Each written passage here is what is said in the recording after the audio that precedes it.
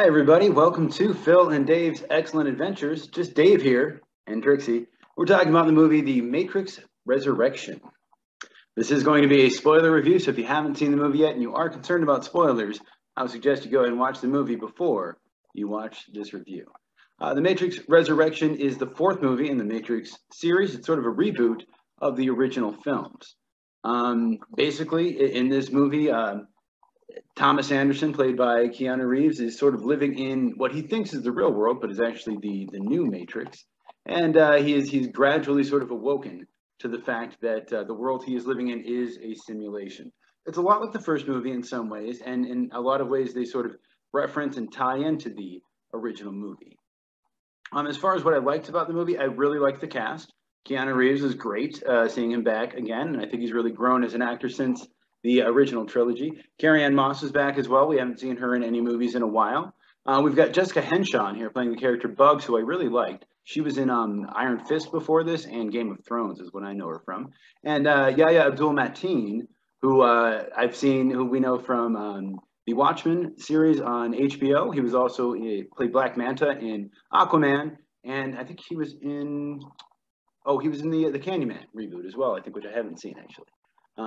So I think a lot of the ideas in this movie were actually really good. There were some really cool, interesting ideas. And in the beginning of this movie, as they were presenting them, I was really interested to see how they were going to execute those ideas.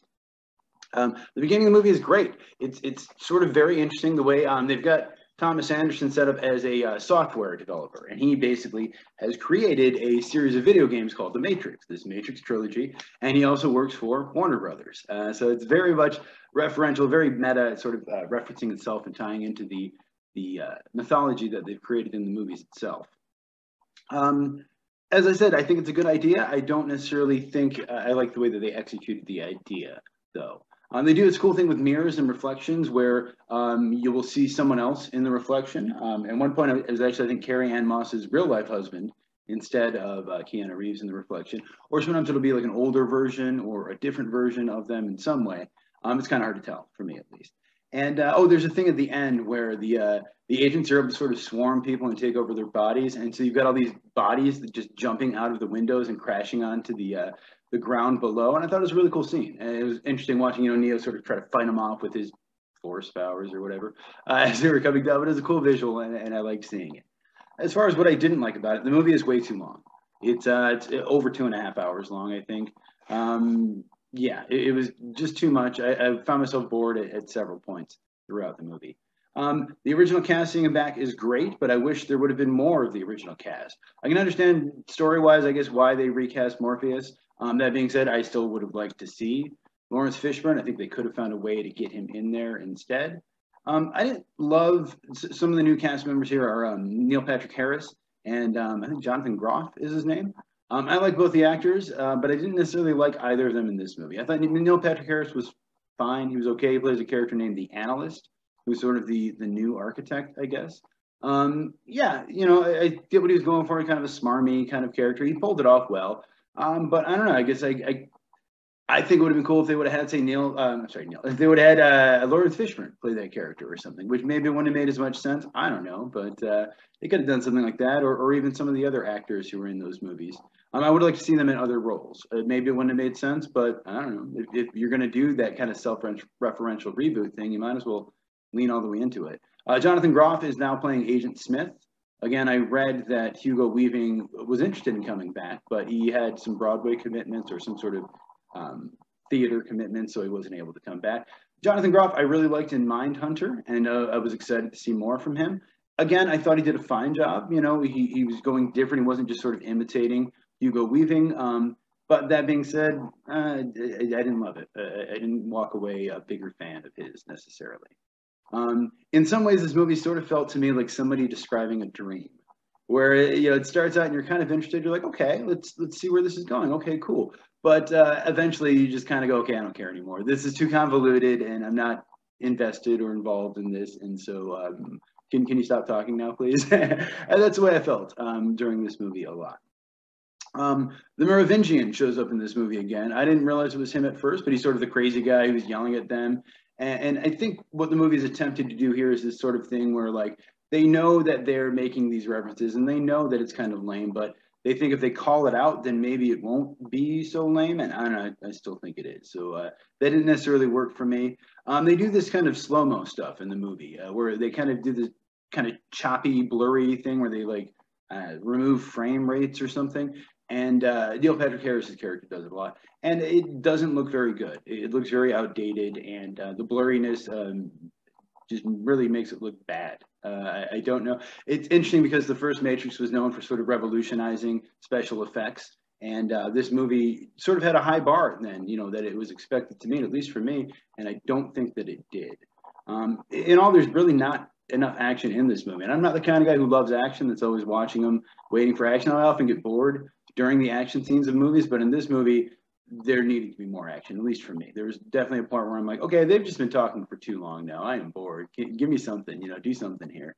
And then the action they had, I also was not super impressed by. There's some cool flips and stuff, but again, I mean, it's so weird because after the first Matrix came out, for the next 5, if not 10 years, every action movie and half of the comedy movies, you know, referenced the Matrix and did stuff that they did in the Matrix. So it was such a revolutionary thing, and it was such a big deal that everyone emulated that, yeah, there's nothing like that in this movie, at least that I saw. There's way too many shots from the original trilogy. They do it a lot, where you know, they'll reference something and it'll be sort of a flashback or a memory he's having, but then it's just an actual scene from the original Matrix or the 2 sequels whose names I don't remember. And it happens too much, to the point where it almost feels like I'm not watching a new movie. You know, it's almost like watching Evil Dead 2 or something, but I like Evil Dead 2, and I didn't like this as much. There is a post-credit scene at the end that's just stupid. It's sort of a joke, I guess, but it didn't make sense. Maybe it's a bigger reference that I didn't get, but yeah, it was kind of, I don't know why they put it in there. It really took away from, I think, the seriousness of the movie by having this kind of weird, goofy scene at the end. Other than that, some interesting things, I guess, about the movie is Trinity's character, who is called Tiffany in the Matrix world or whatever. Her husband's name is Chad. That is Chad Stahelski, who was Keanu Reeves' stunt double in the original Matrix trilogy and went on to direct all of the John Wick films. So that was interesting. Jada Pinkett Smith is in this. It was cool to see her again. I didn't realize it was her at first. I was looking at her going, oh, I recognize this person. She looks familiar. And then eventually I'm like, oh my God, that's Jada Pinkett. Okay, all right, cool. As far as this movie, I recently watched Gremlins and Gremlins 2.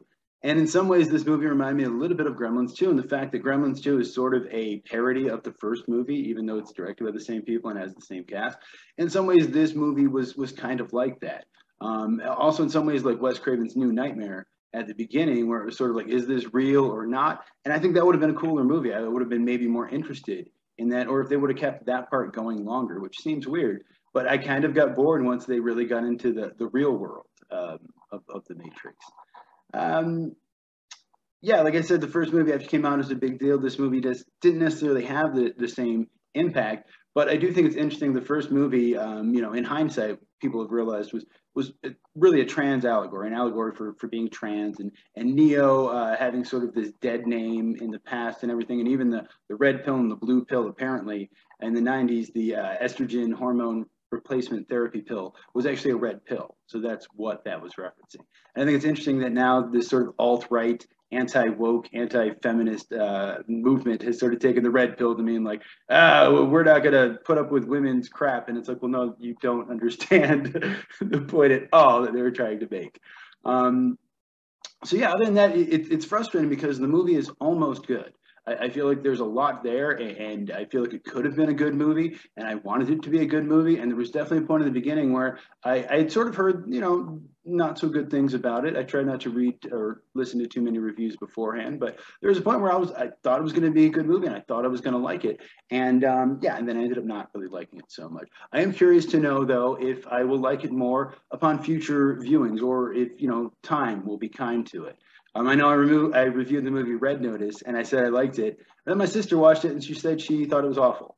And so I think that's the kind of movie where I didn't say it in the review, but I meant to, that I can see watching that again and liking it less, and realizing that maybe it wasn't as good as I thought. That happened with Aquaman, where I thought it was great. I watched it a second time, and I realized I saw a lot more of the flaws in it. And this movie may be the opposite. You know, I could watch this again. I could like it more. I really think it could hold up better. And if they make more movies in this second trilogy or whatever, I am curious to know where they go. It ends with Neo and Trinity sort of both being the one together and flying off to free the world or something. So yeah, I want to see where it goes from there. So overall, I think I would give this movie a 6 out of 10. That's it for me. So if you saw the movie, I would like to know what you thought of it down in the comments below. I'm going to try to get Phil back here next week. Thank you all so much for watching. Hope you have a good night, and I will see you here again next week.